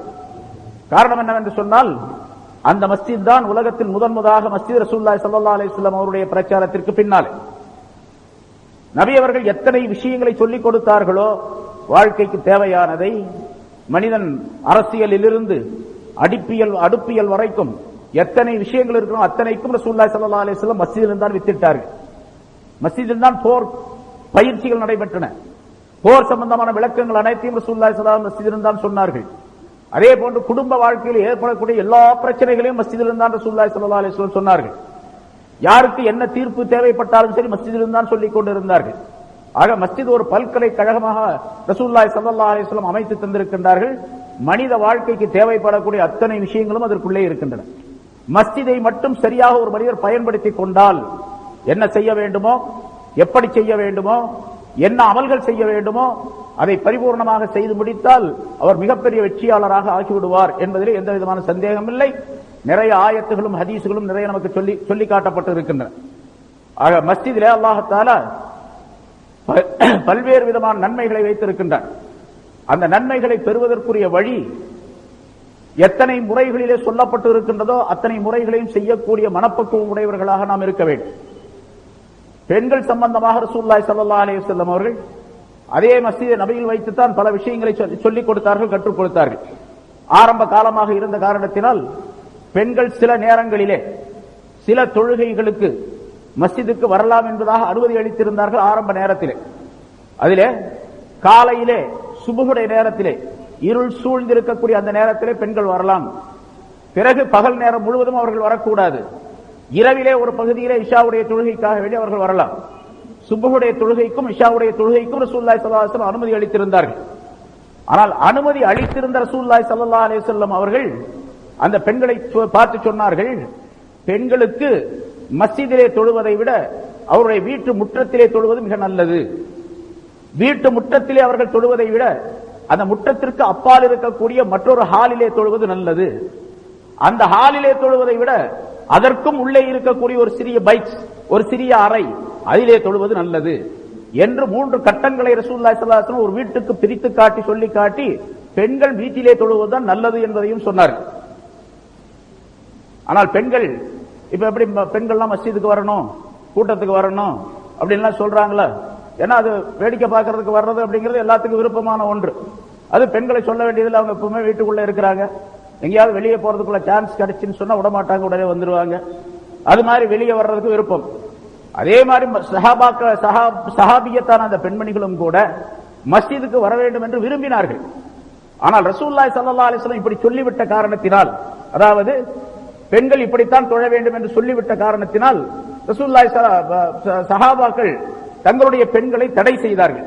அதாவது நீங்கள் போகக்கூடாது, ரசூலுல்லாஹி ஸல்லல்லாஹு அலைஹி வஸல்லம் அவர்கள் மஸ்ஜிதிலே தொழுவதை விட வீட்டிலே தொழுவதுதான் சிறப்பானது என்று சொல்லி இருக்கின்றார்கள். ஆகவே நீங்கள் வீட்டில் தான் இருக்க வேண்டும் என்பதாக கட்டாயப்படுத்தி அவர்களை தடை செய்தார்கள் சில சஹாபாக்கள். ரசூலுல்லாஹி ஸல்லல்லாஹு அலைஹி வஸல்லம் அவர்களுக்கு இந்த செய்தி தெரிந்தது. இப்படி சஹாபாக்கள் தங்களுடைய மனைவிமார்களை மஸ்ஜிதுக்கு வரக்கூடாது என்று தடை செய்கின்றார்கள் என்பதாக ரசூலுல்லாஹி ஸல்லல்லாஹு அலைஹி வஸல்லம் அந்த நேரத்தில் தான் இந்த ஹதீஸை சொன்னார்கள். எந்த நேரத்திலே அந்த ஹதீஸை சொல்லி இருக்கின்றார்கள் என்பதையும் கவனிக்க வேண்டும். பொதுவாக ஒரு ஹதீஸ் சொல்லப்பட்டிருக்கின்றது என்று சொன்னால் எந்த இடத்திலே சொன்னார்கள், யாருக்காக சொன்னார்கள், எந்த நோக்கத்திற்காக சொன்னார்கள், அது பொதுவானதா அல்லது ஹாஸ்தானதா, அதாவது குறிப்பிட்ட சில நபர்களுக்கு உரியதா, சில காலத்திற்குரியதா, பொதுவாக எல்லா காலத்திற்கும் உரியதா என்பது பற்றி உள்ள விளக்கங்களை எல்லாம் தெரிய வேண்டும். காலத்துடைய சூழ்நிலை எப்படி இருக்கின்றது, அந்த கால சூழ்நிலைக்கு அதை சொன்னார்களா அல்லது பொதுவாக எல்லா காலங்களுக்கும் சொன்னார்களா என்பது பற்றியுள்ள விளக்கங்கள் எல்லாம் ஹதீஸிலே தெளிவுபடுத்தப்பட்டு இருக்கின்றன. அதையெல்லாம் விட்டுவிட்டு பெண்கள் மஸ்ஜிதுக்கு வரலாம் என்று பொதுவாக சொல்லக்கூடாது. இங்கே ரசூலுல்லாஹி ஸல்லல்லாஹு அலைஹி வஸல்லம் சொன்ன செய்தியை கேட்டு சஹாபாக்கள் அப்படி செய்த காரணத்தினால் அந்த சஹாபி பெண்மணிகள் ரசூலுல்லாஹி ஸல்லல்லாஹு அலைஹி வஸல்லம் அவர்களிடத்தில் ரிப்போர்ட் செய்தார்கள். இந்த விஷயம் ரசூலுல்லாஹி ஸல்லல்லாஹு அலைஹி வஸல்லம் அவர்களுக்கு தெரிந்தவுடனே சொன்னார்கள். சஹாபாக்களுக்கு பொதுவாக ஒரு ஹதீஸை சொன்னார்கள், லா தம்னஉ மசாஜிதக்கும் லா தம்னஉ மசாஜிதக்கும் நிசாஅக்கும், உங்களுடைய மஸ்ஜிதுகளுக்கு லா தம்னஉ நிசாஅக்குமுல் மசாஜித,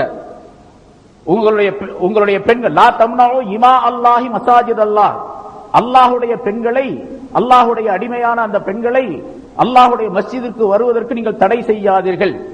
வலாக்கின் லயஹ்ருஜன்ன வஹுன்ன தஃபிலாத், எனினும் அவர்கள் வரும் பொழுது அடக்க ஒடுக்கமாக, மனம் பூசாதவர்களாக, வாசனை திரவியங்கள் பூசாதவர்களாக, தங்களை மூடி மறைத்தவர்களாக, யாருக்கும் தெரியாதவர்களாக, ஆண்களுடைய கண்களில் படாதவர்களாக அவர்கள் வந்து போக வேண்டும் என்ற கட்டளையும் ரசூலுல்லாஹி ஸல்லல்லாஹு அலைஹி வஸல்லம் சொன்னார். மஸ்ஜிதுக்கு பெண்கள் வரலாம்னு சொல்லக்கூடிய சிலர் என்ன பண்ணுவாங்க கேட்டா, இந்த பாதியை மட்டும் சொல்லுவாங்க. எந்த பாதிய? லா தம்னஉ இமா அல்லாஹ் மசாஜித் அல்லாஹ், ஸல்லல்லாஹு அலைஹி வஸல்லம் சொல்லி இருக்கின்றார்கள், அல்லாஹ்வுடைய மஸ்ஜித், அல்லாஹ்வுடைய அடிமை பெண்களை, அதாவது பெண்களை அல்லாஹ்வுடைய மஸ்ஜிதுக்கு வருவதற்கு தடை செய்யாதீர்கள் அப்படின்னு மட்டும் சொல்லுவாங்க. பின்னால என்ன சொல்றாங்க, லாக்கின் லயஹ்ருஜன்ன வஹுன்ன தஃபிலாத், அந்த பெண்கள் வரும்பொழுது இப்படி வர வேண்டும் என்று கட்டுப்பாட்டை ரசூலுல்லாஹி ஸல்லல்லாஹு அலைஹி வஸல்லம் இருக்கின்றார்கள், இப்படித்தான் வர வேண்டும் என்று. இந்த ஹதீஸுக்கு விளக்கம் எழுதக்கூடிய உலமாக்கள், முஃபஸ்ஸிரின், முஹத்திஸீன்கள் பல கருத்துக்களை சொல்லி காட்டுகிறார். பின்னால் அதை சொல்லுவோம். ஹஜ்ரத் இப்னு உமர், அப்துல்லாஹ் இப்னு உமர் ரலியல்லாஹு தஆலா அன்ஹு அவர்கள் சொன்னார்கள், ஸல்லல்லாஹு அலைஹி வஸல்லம் அவர்கள் சொன்னார்கள், லா தம்னஉ நிசாஅக்குமுல் மசாஜித், உங்களுடைய பெண்களை மஸ்ஜிதுக்கு வருவதற்கு தடை செய்யாதீர்கள். ஆனா புயூத்துஹுன்ன கைருல் லஹுன்ன, அவருடைய வீடுகள் தான் அவர்களுக்கு மிகச் சிறந்தவை என்றும் சொன்னார்கள். ரசூலுல்லாஹி ஸல்லல்லாஹு அலைஹி வஸல்லம் அவர்கள் பெண்களுக்கு சிறந்தது என்று எதை சொன்னார்கள்? கைர் என்று சொன்னால் மிக உன்னதமானது, அதுதான் அவர்களுக்கு நல்லது. அந்த நல்லது வீட்டிலே இருக்கின்றது என்று ரசூலுல்லாஹி ஸல்லல்லாஹு அலைஹி வஸல்லம் சொன்னார்கள். ரசூலுல்லாஹி ஸல்லல்லாஹு அலைஹி வஸல்லம் காலம் எப்படிப்பட்ட காலம்? உலகத்திலேயே அப்படிப்பட்ட காலம் அதற்கு முன்னாலும் கிடையாது, பின்னாலும் கிடையாது, இனிமேல் கியாமத் நாள் வரைக்கும் வராது. இது தெளிவான விஷயம். ரசூலுல்லாஹி ஸல்லல்லாஹு அலைஹி வஸல்லம் அவர்கள் சொல்லுகின்றார்கள், கைருல் குரூனி கர்னி, காலங்களிலே மிக புனிதமானது என்னுடைய காலம் என்பதாக சொன்னார்கள். ஏன்னா அந்த காலத்திலே எந்த விதமான தீமையும் கிடையாது, எந்த விதமான பாகுபாடும் கிடையாது, எந்த விதமான தவறான கருத்துக்களும் கிடையாது. தக்வாவிலே முழுமையானவர்களாக சஹாபாக்கள் இருந்தார்கள். 1-2 பேர் தவறு செய்திருக்கின்றார்கள், அந்த தவறுக்கு அவர்களுக்கு ஒரு பரிகாரம் வழங்கப்பட்டிருக்கின்றது என்றெல்லாம் ஹதீசுகள் வருகின்றது. ஆனால் அதே நேரத்தில் சஹாபாக்கள் ஒட்டுமொத்தமாக அவர்களுடைய நிலை எப்படி இருந்தது என்று சொன்னால், அல்லாஹ் தஆலா தக்வாவுடைய முழு உருவமாக அவர்களை ஆக்கி வைத்திருந்தான். குர்ஆனிலே ஏராளமான ஆயத்துகள் இருக்கின்றன, சஹாபாக்களுடைய சிறப்புகளை பற்றி ஏராளமான ஆயத்துகள் இருக்கின்றன. தக்வா என்பது என்னவென்றே நமக்கு மருந்து கூட தெரியாது. இன்னைக்கு பேருக்கு வெளியே நம்ம சொல்லலாமே தவிர, இப்ப தக்வாவை பற்றி நான் சொல்ல வேண்டும் என்று சொன்னா 1 மணி நேரம் 2 மணி நேரம் பேசலாம், அவ்வளவுதான், பேச்சில தான் இருக்கும். தக்வா என்று சொன்னா அந்த பக்தி என்பது என்ன அப்படிங்கிறது நமக்கு முழுமையாக தெரியாது. எப்படி அந்த பக்தி நம்முடைய உள்ளத்திலே அமைந்திருக்க வேண்டும், எப்படி செயல்பாட்டிலே வெளியாக்கப்பட வேண்டும் என்றெல்லாம் நமக்கு தெரியாது. ஆனால் அல்லாஹ் சொல்லுகின்றான், படைத்தவன் சொல்லுகின்றான், அல்லாஹ் சஹாபாக்களை பற்றி அல்ஸமஹும் கலிமத்தத் தக்வா, தக்வா என்ற அந்த வார்த்தையை அவர்களுக்கு விதியாக்கி வைத்திருந்தான், கட்டாயமாக்கி வைத்திருந்தான். அல்ஸம என்பது லுசூம் என்ற வேர்ச்சொல்லில் இருந்து வந்தது. லுசூம் என்று சொன்னால் ஒரு பொருளுக்கு எது அவசியமாக இருக்க வேண்டுமோ அது. நெருப்புக்கு என்ன அவசியம்? நெருப்புக்கு என்ன அவசியம் சொல்லுங்க பாய்? சுடுவர். நெருப்புக்கு சூடு இருக்கணும். ஒரு இடத்துல சூடு இருந்துச்சுன்னு சொன்னா நெருப்பு இருக்குன்னு அர்த்தம். நெருப்புக்கு சூடு அவசியம். அதே போல ஒரு எந்த சர்க்கரைக்கு இனிப்பு அவசியம், என்ன பாகற்காய்க்கு கசப்பு அவசியம். ஒரு பாகற்காய் வாங்கிட்டு வர்றோம், அதுல கசப்பே இல்லை, இனிக்குது, அதுக்கு பேர் பாவக்காயே இல்ல. சர்க்கரை வாங்குறோம், அது கசக்குது, அதுக்கு பேர் சர்க்கரையே இல்ல, இல்லையா? சுடுதண்ணி கேட்கிறோம், சுடுநீர் கொண்டு வர வைக்கப்பட்டது, ஆனா ஜில்லுன்னு இருக்குது, இதுக்கு பேர் தான் சுடுநீர் அப்படின்னு அஜித் சொன்னார்னா நான் ஒத்துக்க முடியாது. அதை சுட்டாத்தான் சுடுநீர்னு பேர் இருக்கு, வெந்நீர்னு பேர் இருக்கு. அது மாதிரி லுசூம், எந்த பொருளுக்கு எது அவசியமோ அதுக்கு பேர் லுசூம் என்பதாக சொல்லப்படும். அந்த வார்த்தையை பயன்படுத்தி அல்லாஹ் தஆலா சொல்லுகின்றான், சஹாபாக்களுக்கு தக்வா என்பது லுசூம். எப்படி சர்க்கரைக்கு இனிப்பு அவசியமோ, இனிப்பு இருக்கின்றதோ அது போன்று, பாகற்காய்க்கு கசப்பு இருக்கின்றதோ அது போன்று, நெருப்புக்கு சூடு இருக்கின்றதோ அது போன்று சஹாபாக்களுக்கு தக்வா இருந்தது, லுசூம். அல்ஸமஹும் கலிமத்தத் தக்வா, தக்வா என்ற கலிமாவை அவர்களுக்கு அல்லாஹ் தஆலா கட்டாயப்படுத்தி வைத்திருந்தான். ஏனென்று சொன்னால் அல்ஸமஹும் கலிமத்தத் தக்வா வ கானூ அஹக்க பிஹா வ அஹ்லஹா, அதற்கு தகுதி படைத்தவர்கள் அவர்கள், தகுதி படைத்தவர்கள், தக்வாவுக்கு உரியவர்களாக அவர்கள் இருந்தார்கள். அதனால் தக்வாவுக்கு உரியவர்களாக அவரை ஆக்கி வைத்திருந்தான் என்று அல்லாஹ் தஆலா சொல்லுகிறார். யாருக்கு அந்த சான்றை வழங்க முடியும்? இதை விட மிக பெரிய காரியம், பெரிய விஷயம் என்னவென்று சொன்னால், பல இடங்களில் அல்லாஹ் தஆலா குர்ஆனிலே ரலியல்லாஹு அன்ஹும் வ ரது அன்ஹு என்பதாக சொல்லுகின்றார். அவர்களை அல்லாஹ் தஆலா பொருந்திக் கொண்டான். அல்லாஹ் தஆலாவுடைய ரிலா என்ற திரு பொருத்தம் ஒரு மனிதரின் மீது ஏற்பட வேண்டும் என்று சொன்னால், அது அல்லாஹ்வே சான்று கூற வேண்டும் என்று சொன்னால் எப்படிப்பட்ட நிலையில் இருக்கும்? அல்லாஹ்வே சொல்லுகின்றான், ரலியல்லாஹு அன்ஹும், அல்லாஹ் தஆலா அவர்களின் மீது திருப்தி கொண்டு விட்டான், அவர்களை பொருந்தி கொண்டு விட்டான் என்று சொன்னால், அந்த ரிலா என்ற திரு பொருத்தம் கிடைக்கப்பட்டவர் மிகப்பெரிய பாக்கியவானாக ஆகின்றார். அதை சஹாபாக்களுக்கு அல்லாஹ் தஆலா கொடுத்தார். இன்றும் நாம் சொல்லுகின்றோம், பெயரை சொன்னவுடனே ரலியல்லாஹு அன்ஹு என்பதாக சொல்ல வேண்டும். ஒரு சஹாபியுடைய பெயரை சொன்னவுடனே ரலியல்லாஹு அன்ஹு என்று சொல்வது முஸ்தஹப் என்பதாக சொல்லப்பட்டு இருக்கின்றது. அப்படிப்பட்ட அற்புதமான மனிதர்களாக அவர்கள் இருந்தார்கள். ஆகவே அந்த காலத்திலே, அந்த நேரத்திலே பெண்கள் மஸ்ஜிதுக்கு வருவதன் காரணமாக எந்த விதமான கெடுதிகளும் தீமைகளும் ஏற்பட்டு விடாது என்று இருந்தாலும் கூட, அப்படிப்பட்ட சூழ்நிலையில் இருந்தாலும் கூட என்பதாக சொன்னார்கள். வீட்டில் தொழுகிறதா நல்லது. ரசூலுல்லாஹி ஸல்லல்லாஹு அலைஹி வஸல்லம் சொன்னாங்க, பெண்கள் அந்த காலத்துல வந்தாங்க. அது எப்ப வந்தாங்க? ஃபஜ்ருக்கும் இஷாவுக்கு மட்டும்தான், வேற நேரத்துக்கு கிடையாது. அதையும் கவனத்தில் கொள்ள வேண்டும். இப்ப சொல்றாங்க 5 நேரத்துக்கும் கூப்பிடுறாங்க, ஜும்மாவுக்கும் கூப்பிடுறாங்க. பெண்களுக்கு அதான் பாங்கு கிடையாது, பாங்கு கடமை கிடையாது, இகாமத்து கிடையாது, ஜமாஅத்து கிடையாது, பெருநாள் கிடையாது, ஜும்மா கிடையாது. ஜும்மா, பெருநாள், ஜமாஅத்து எதுவுமே அவர்களுக்கு விதி அல்ல. இந்த ஜும்மா ஜமாஅத்தாக இருப்பது, அதான் சொல்லுவது, இகாமத்து சொல்லுவது, பெருநாள் நடத்துவது,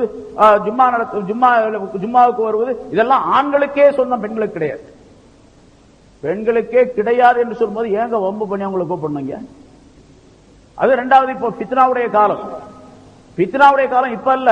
ஃபித்னாவில கிட்டத்தட்ட ஒரு 1,00,000 மடங்கு அந்த காலத்தில் ரசூலுல்லாஹி ஸல்லல்லாஹு அலைஹி வஸல்லம் காலத்தில் இருந்ததை விட 1,00,000 மடங்கு அதிகமான ஃபித்னா இப்பொழுது வந்திருக்கின்றது. அதே காலத்திலே ரசூலுல்லாஹி ஸல்லல்லாஹு அலைஹி வஸல்லம் அவர்களோடு மிக நெருக்கமாக இருந்த அன்னை ஆயிஷா ரலியல்லாஹு தஆலா அன்ஹா அவர்கள் பெண்கள் மஸ்ஜிதுக்கு போனதும் தெரியும், அவங்களும் பக்கத்துல மஸ்ஜிது பக்கத்துல தான் குடியிருந்தாங்க, மஸ்ஜிதோட ஒட்டித்தான் இருந்தாங்க. ஒரே ஒரு கீற்று, ஒரு ஓலை மட்டும்தான் இடைவெளியாக இருந்தது, தடுப்பாக இருந்தது. அந்த நிலையிலே ஆயிஷா ரலியல்லாஹு தஆலா அன்ஹா அவர்கள் மஸ்ஜிதை ஒட்டி இருந்தார்கள். ரசூலுல்லாஹி ஸல்லல்லாஹு அலைஹி வஸல்லம் அவருடைய காலத்திற்கு பின்னாலே பல பெண்கள் இதே மாதிரி தொழுகைக்கு வந்து கொண்டிருந்தார்கள். ஹஜ்ரத் அபூபக்கர் சித்திக் ரலியல்லாஹு தஆலா அவருடைய காலத்திலே ஒரு 2.5 வருஷம் தான் அவங்களுடைய ஆட்சி, அதனால பிரச்சனை எதுவும் வரல. ஹஜ்ரத் உமர் ரலியல்லாஹு அவருடைய ஆட்சி வந்த உடனே ஹஜ்ரத் உமர் ரலியல்லாஹு தஆலா அவர்கள் பெண்கள் மஸ்ஜிதிற்கு வரக்கூடாது என்று தடை செய்தார்கள். ஏனென்று சொன்னால் இது ஃபித்னாவுடைய காலம் ஆரம்பமாகிவிட்டது.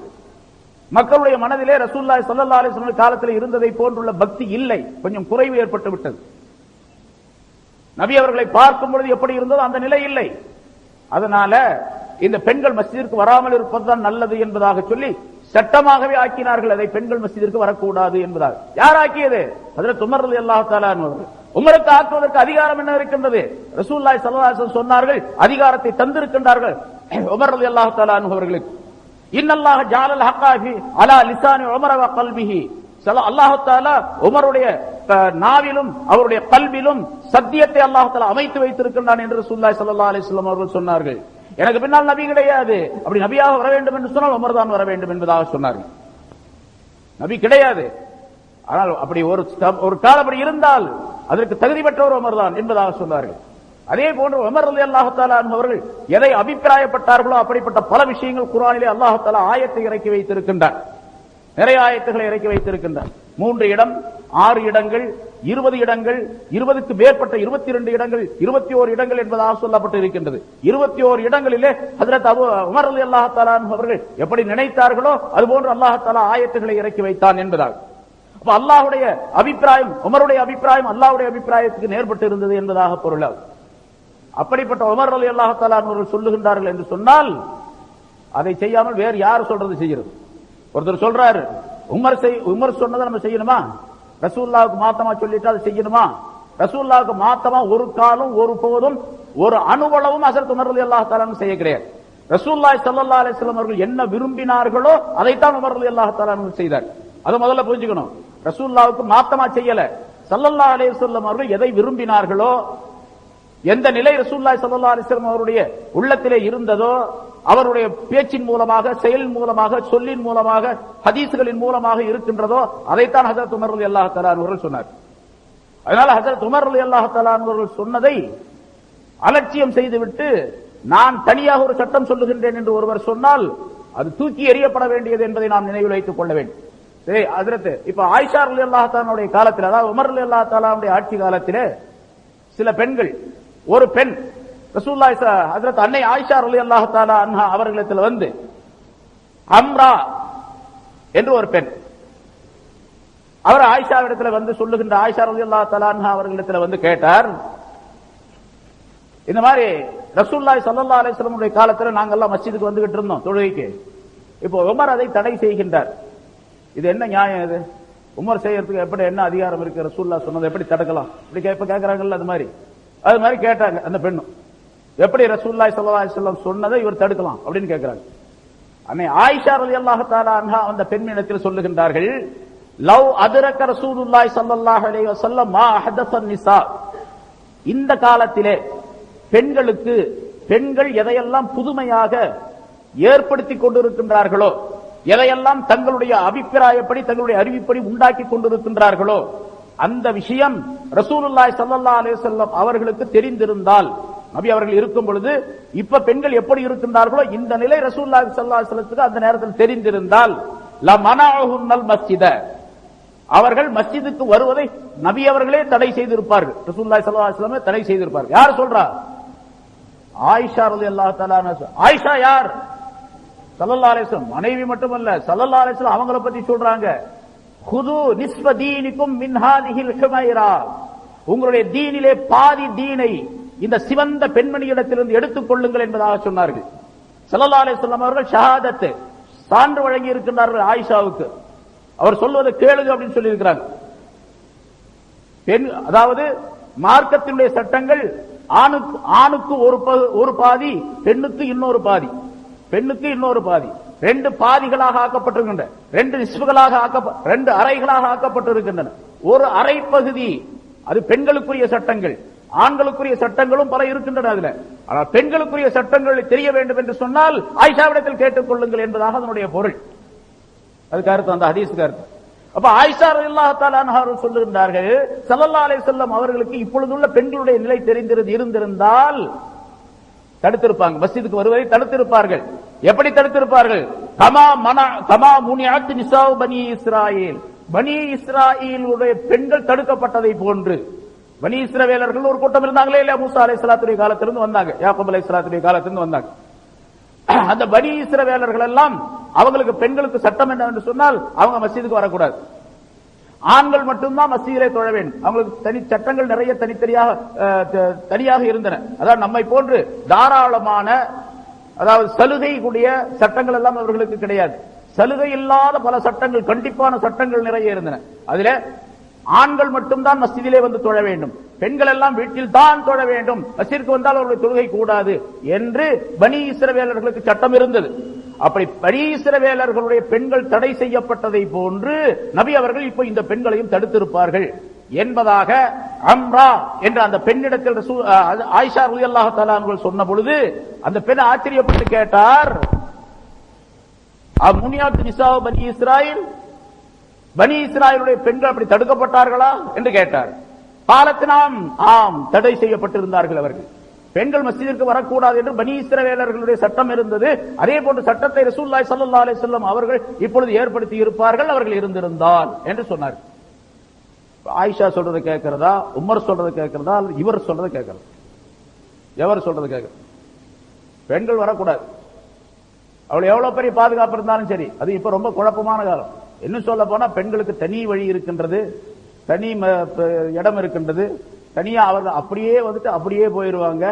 அப்படின்னு இருந்தாலும் கூட இப்ப இந்த இடத்துல வச்சுங்க, இந்த மஸ்ஜிதுல மேல பெண்கள் இருக்கிறாங்க, சத்தமெல்லாம் கேட்கல, அவங்களுக்கு தனி வழி இருக்கு, தனியா ஒலி செய்யறதுக்கு இடம் இருக்குது, பெண்கள் அந்தந்த நேரத்தில் கூட்டம் கூட்டமா வர்றாங்க, மேல இருக்கிறாங்க என்று இருந்தால் கீழே உட்கார்ந்து இருக்கிற ஆம்பளைங்களா என்ன போல ஆளுங்களுக்கு என்ன வரும் நினைப்ப, பொம்பளைங்களா மேல இருக்காது, திடீர்னு சத்தம் கேட்குது அப்படின்னு அந்த எண்ணம் கூட தொழுகையில் வரக்கூடாது. தொழுகையில் அந்த எண்ணம் வரக்கூடாது. அப்படி எண்ணம் இல்லாம நீங்க தொழுகிறீங்களா அப்படின்லாம் கேட்கக்கூடாது.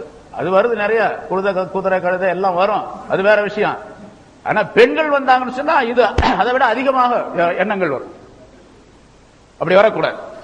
சரி, இப்படி பெண்கள் வருவதன் காரணமாக பல்வேறு சரி, அவங்க வந்துட்டு போறாங்க அப்படின்னு சொன்னா சாதாரண வந்துட்டு போயிடுவாங்களா? அவங்க கீழே இறங்குறாங்க, இந்த பக்கம் படி இருக்குது, கீழே இறங்குறாங்க, அங்க 4 பொம்பளை பேசிட்டு இருப்பாங்க, அடுத்து கொஞ்சம் தூரம் தள்ளி 4 பொம்பளை பேசிட்டு இருப்பாங்க, அந்த பக்கம் 4 பேர் பேசுவாங்க, 10 பேர் நடந்து வருவாங்க, 10 பேர் ஸ்கூட்டர்ல வருவாங்க, 10 பேர் கார்ல வருவாங்க. அவருடைய ஹஸ்பண்ட் எல்லாம் கொண்டாந்து விட்டுட்டு போவாரு, அப்புறம் கூப்பிடுறதுக்கு வருவாரு. அந்த பொண்ணு இந்த பொண்ணை பார்ப்பாங்க, இந்த பொண்ணு அப்படி நீ தான் நேற்று பார்த்தேன்னு இது வரைக்கும் பார்க்கவே இல்லை அப்படின்லாம் பேசுவாங்க. இப்படி பல விதமான பிரச்சனைகள் வரும். பெண்களை பத்தி இதுல எழுதி வச்சு, பெண்கள் அதாவது பெண் இஸ்லாத்துல தான் பெண்ணுக்கு முழுமையான உரிமை கொடுக்கப்பட்டிருக்கின்றது. மஸ்ஜிதுக்கு வரக்கூடாதுன்னு தடை செஞ்சதுனால அவங்களுக்கு உரிமை பறிக்கப்பட்டதுன்னு அர்த்தம் அல்ல. அவங்களுடைய உரிமையை நிலைநாட்டுவதற்காக தான் மஸ்ஜிதுக்கு வரக்கூடாதுன்னு சொல்றது. பெண்களை வெளியே வரக்கூடாது, அவர்கள் பர்தா போட வேண்டும், புர்கா போட வேண்டும், முழுமையாக அவர்கள் மூடி இருக்க வேண்டும், ஆண்களுக்கு மத்தியில் வரக்கூடாது, சத்தம் கூட கேட்கக்கூடாது. பெண்கள் மேடையில ஸ்பீச் பண்றதோ, அதாவது பேசுவதோ, பயான் பண்றதோ அதெல்லாம் கூடாது. எப்படி பெண்களை அந்நிய ஆண்கள் பார்ப்பது, அந்நிய ஆண்களை பெண்கள் பார்ப்பது கூடாதோ, அதே போன்று அவருடைய குரலை கேட்பதும் கூடாது, ஹராம். மார்க்கத்தினுடைய ஷரியத்தினுடைய சட்டம் அது. என்ன சட்டம்? எல்லாம் தான் பொம்பளை எல்லாம் நிறைய பேசுறாங்களே, நம்ம பொம்பளைங்கள்ல நிறைய மேடைகள்ல அப்படின்னா தப்பு பண்றாங்க. கூப்பிட்டு பேச வைக்கிறவங்களும் தப்பு பண்றாங்க, அவங்களும் வந்து தப்பு பண்றாங்க. அது மட்டும் இல்லாம அந்த பெண்கள் வந்து பேசுவதும் கூட எப்படி பேசுறாங்க அப்படின்னு கேட்டீங்கன்னு சொன்னா, நம்ம ஆம்பளைங்க பேசுறதை விட அதிகமான சத்தத்தோடு பேசுறது மட்டுமல்லாமல் சட்டங்களை எல்லாம் தாறுமாறாக சொல்லக்கூடிய சூழ்நிலையில் சில பெண்கள் இடத்தில் ஏற்பட்டு விடுகின்றது. இஸ்லாத்துடைய சட்டங்களை தாறுமாறாக தவறாக சொல்லக்கூடிய சூழ்நிலை கூட ஏற்பட்டு விடுகின்றது. அதனால கூட பெண்களுக்கு முதலிடம் கொடுத்து முழு உரிமை கொடுத்தது ரசூலுல்லாஹி ஸல்லல்லாஹு அலைஹி வஸல்லம் அவர்கள், இஸ்லாம் மட்டும்தான். அதனால ரசூலுல்லாஹி ஸல்லல்லாஹு அலைஹி வஸல்லம் அவர்கள் பெண்களை பற்றி அதிகமான அக்கறை எடுத்துக்கொண்டு பல நேரங்களில் சொல்லி தந்தார்கள். அதே போல மௌத்தாகக்கூடிய நேரத்திலும் கூட, சக்ராத்துடைய நேரத்திலும் கூட அல்லாஹ் பின் நிசா, பெண்களுடைய விஷயத்தில் அல்லாஹ்வை பயந்து கொள்ளுங்கள், அல்லாஹ்வை பயந்து கொள்ளுங்கள் என்பதாக சொன்னார். அப்படின்னு சொன்னா பெண்களுக்குரிய உரிமையை சரியாக நிலைநாட்டுங்கள் என்பதாக பொருளாகும். பெண்களை நீங்கள் ஒரு போக பொருளாக மட்டும் கருதாதீர்கள், பெண்களை நீங்கள் வீட்டுக்கு அடிமையாக மட்டும் கருதாதீர்கள், அவர்கள் மூலமாக ஏராளமான நன்மைகள் உங்களுக்கு கிடைக்கப்பெறுகின்றன என்பதாக குறிப்பிட்டார்கள். அல்லாஹ் தஆலா குர்ஆனில் இன்னல் முஸ்லிமீன வல் முஸ்லிமாத்தி வல் முஃமினீன வல் முஃமினாத்தி வல் கானிதீன வல் கானிதாத் என்ற ஆயத்தில் அல்லாஹ் தஆலா 10 விஷயங்களை சொல்லி காட்டுகிறார். ஆண்களோ பெண்களோ யாராக இருந்தாலும் சரி, முஸ்லிமாக இருக்கக்கூடியவர்கள், மூமினாக இருக்கக்கூடியவர்கள், வணக்கம் செய்யக்கூடியவர்கள், பொறுமையோடு இருக்கக்கூடியவர்கள், தொழக்கூடியவர்கள், ஜகாத் கொடுக்க சதகா செய்யக்கூடியவர்கள் என்று 10 விஷயங்களை அல்லாஹ் தஆலா சொல்லி லஹும் மக்ஃபிரத்தும் வ அஜ்ருன் அலீம், இவர்கள் யாராக இருந்தாலும் சரி அவர்களுக்கு மகத்தான கூலியும் மன்னிப்பும் உண்டு என்பதாக அல்லாஹ் குறிப்பிடுகின்றார். அப்படிப்பட்ட அற்புதமான தன்மைகள் எல்லாம், நிறைவான பாக்கியங்கள் எல்லாம் அந்த பெண்களுக்கு உண்டு. அது இஸ்லாத்தில் கொடுக்கப்பட்டதை போன்று வேறு எதிலும் கிடையாது. பெண்களுக்கு உரிமை வேண்டும் என்பது, உரிமை கொடுக்கப்படுவது என்பது எந்த இடத்தில் அவர்கள் இருக்க வேண்டுமோ அந்த இடத்தில் தான் இருக்க வேண்டும். அந்த இடத்தில் இருந்தால்தான் அவர்களுக்கு பாதுகாப்பு, அவருடைய கற்புக்கு பாதுகாப்பு, பொருளுக்கு பாதுகாப்பு, அழகுக்கு பாதுகாப்பு, வேலைக்கு பாதுகாப்பு, அவருடைய எல்லா விதமான பாதுகாப்பும் இருக்கக்கூடிய இடத்தில் இருந்தால்தான். அதனால்தான் அல்லாஹ் தஆலா ரசூலுல்லாஹி ஸல்லல்லாஹு அலைஹி வஸல்லம் மனைவியர்களுக்கு அல்லாஹ் கட்டளையிட்டான், வகர்ன ஃபீ புயூதிகுன்ன, நீங்கள் உங்களுடைய வீடுகளிலேயே தங்கி இருக்க வேண்டும், வீட்டுக்கு விட்டு வெளியே வரக்கூடாது. ரொம்ப ரொம்ப நிர்பந்தமான தேவை இருந்தால், அந்த தேவைக்கு இவர்களை தவிர வேறு எவரும் செல்ல முடியாது, அந்த தேவையை வேறு எவரும் நிறைவேற்றி தர முடியாது என்ற நிலையில் இருந்தால்தான் பெண்கள் தங்களை முழுமையாக புர்காவால் பர்தாவால் மறைத்துக் கொண்டு அவர்கள் வெளியே செல்லலாம். அதை சொல்லுகின்றார் அல்லாஹ் தஆலா, வலா தபர்ருஜல் ஜாஹிலியத்தில் ஊலா, முந்திய அறியாமை காலத்திலே பெண்கள் வெளியே போனதை போன்று நீங்கள் போகாதீர்கள், வெளியே செல்லாதீர்கள் என்று அல்லாஹ் குறிப்பிடுகின்றார். பெண்களுக்கு முழு உரிமை என்பது அவர்கள் வீட்டுக்குள்ளே இருப்பதுதான், அதுதான் உரிமைகள். வெளியே வர்றது பேர் உரிமை அல்ல. ஆனா இன்னைக்கு மற்ற கௌமுகள் சொல்லுகின்றார்கள், அவர்களுக்கு கானூன் கிடையாது, சட்டம் கிடையாது, ஈமான் கிடையாது, பெண்கள் ஆண்கள் சமமானவர்கள் என்பதாக நினைத்துக் கொண்டிருக்கின்றார்கள். அப்படி இருக்கவே முடியாது. யாராவது சொல்லக்கூடியவர்களை கூப்பிட்டு நம்ம விசாரிச்சு அவர் கேட்டோம் அப்படின்னு சொன்னா அவங்களால பதில் சொல்ல முடியாது. ஆணுக்கு பெண் சமம், ஆணுக்கு பெண் நிகர் அப்படின்னு சொல்றாங்க. அதே மாதிரி பாரதியார் கண்ட புதுமை பெண் என்பதாக சொல்லி பெண்கள் எல்லாம் வெளியே வந்து அரைகுறையான ஆடைகளோடு நீங்க நிறைய பார்க்கிறோம்.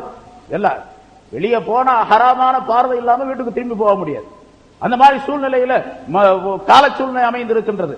அதனால பெண்கள் அவர்களை பார்த்து நாமும் அப்படித்தான் இருக்க வேண்டும் என்று முஸ்லிமான பெண்கள் நினைத்தால் அது மிகப்பெரிய தவறு. ஆனா இவங்க காலத்துல இவர்களுடைய நிலை எப்படி இருந்தது?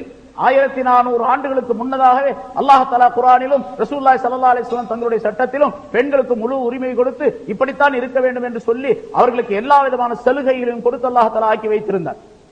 மிகப்பெரிய சலுகை பெற்றவர்களாக அவர்கள் இருந்தார்கள். ஆனால் நீண்ட நெடிய காலமாக, சமீப காலத்தில் தான் இப்ப புதுமை பெண் என்பதாக சொல்லிக் கொண்டு வெளியே வந்து அவர்கள் ஆணுக்கு பெண் நிகரானவர்கள் என்பதாக சொல்லிக் கொண்டிருக்கின்றார்கள். ஆரம்ப காலத்தில் எப்படி இருந்தது அவர்களுடைய இடத்துல என்று சொன்னால், பெண் பிறப்பு இழிவானது. ஒருத்தர் சொன்னார், பெண் பிறப்பு இழிவானது, பெண்ணாக பிறத்தல் மோசமானது, பெண் அறிவில்லாதவள், பெண் ஏழை பிறப்பு, சீவக சிந்தாமணி அப்படிங்கிற புத்தகத்தில் உள்ளது. அவர்களுக்குரிய ஒரு வேதமாக நன்னெறி புத்தகமாக போற்றப்படக்கூடிய ஒரு சீவக சிந்தாமணி என்ற புத்தகத்தில் உள்ள வாசகம் இது. அதே மாதிரி பெண்களுக்கு மோட்சம் என்பதே கிடையாது, பெண் மானுட ஜாதியாக கருதப்பட முடியாதவள், மனுஷியாகவே கருத முடியாதுங்க அப்படின்னு சொல்லுது சூடாமணி. இது ஒரு நன்னெறி புத்தகம். பெண்கள் பாவ யோனிகளில் பிறந்தவர்கள், பாவ வழிகளிலே பிறந்தவர்கள், பெண்கள் கீழான பிறவிகள். பகவத்கீதையிலே உள்ளது. பகவத்கீதைகள் மிகப்பெரிய ஒரு புனிதமான நூலாக, அது மறையாக போற்றப்படக்கூடிய ஒன்று. பகவத்கீதை பத்தி நிறைய நீங்களை படிச்சிருப்பீங்க, கேட்டிருப்பீங்க. அதுல சொல்லப்படக்கூடிய பெண்கள் இப்படிப்பட்ட இழிவான தரமுடையவர்கள் என்பதாக சொல்லிக் கொண்டிருந்த காலம் அவர்களிலே. அதனாலதான் பெண்கள் அப்படி இழிவான பிறவியாக இருக்கின்ற காரணத்தால் ஒரு பெண் ஒரு ஆணுக்கு மனைவியாக ஆக்கப்பட்ட பின்னால் அந்த பெண் வேறொருவனுக்கு மனைவியாக ஆக்கப்படக்கூடாது. இந்த பெண் கழிவுபட்டவளாக ஆக்கப்பட்டு விடுகின்றால். ஆகவே இன்னொருவன் இவளை திருமணம் செய்து கொள்ளக்கூடாது என்பதற்காக வேண்டி கணவன் இறந்தவுடனே உடன்கட்டை ஏறக்கூடிய ஒரு நிலையை உண்டாக்கி வைத்திருந்தார்கள், சட்டத்தை உண்டாக்கி வைத்திருந்தார். பெண்களுக்கு அப்படியெல்லாம் நிறைய செய்திகள் இருக்கு, நிறைய விஷயங்கள் இருக்கின்றன. அது பெண்களுக்கு எந்த விதமான உரிமையும் கிடையாது. சமீபத்தில் தான் பெண்களுக்கு சொத்திலே உரிமை உண்டு என்பதாக சொல்லப்பட்டது. இப்ப சமீபத்தில் போன வாரம் கூட பேப்பர்ல நீங்க பார்த்திருப்பீங்க, பெண்களுக்கு ஆண்களை போன்று சொத்திலே பாதி கொடுக்க வேண்டும், தந்தை இறந்து விட்டால் எப்படி ஆணுக்கு சொத்து வருகின்றதோ அதே போன்று பெண்ணுக்கும் கொடுக்க வேண்டும். ஒருவர் இறந்து விட்டார், அவருக்கு ஒரு ஆண் ஒரு பெண் என்ற 2 மக்கள் இருக்கின்றார்கள் என்று சொன்னால் சொத்துக்களை பாதி பாதியாக பிரித்து கொடுக்க வேண்டும் என்று ஒரு சட்டத்தை இயற்றி இருக்கின்றார்கள். இதெல்லாம் நாம் பார்க்கணும். இதெல்லாம் சமீப காலத்தில் ஏற்பட்டது. ஆனால் 1400 ஆண்டுகளாக ரசூலுல்லாஹி ஸல்லல்லாஹு அலைஹி வஸல்லம் அவர்கள் எப்பொழுது அல்லாஹ் தஆலா சட்டம் சொன்னாலும் நபி அவர்கள் அதை பிரகடனப்படுத்தினார்கள். அந்த நேரத்தில் இருந்து பெண்ணுக்கு முழு உரிமை வழங்கக்கூடிய ஒரு மார்க்கம் இருக்கின்றது என்று சொன்னால் அது இஸ்லாம் தான்.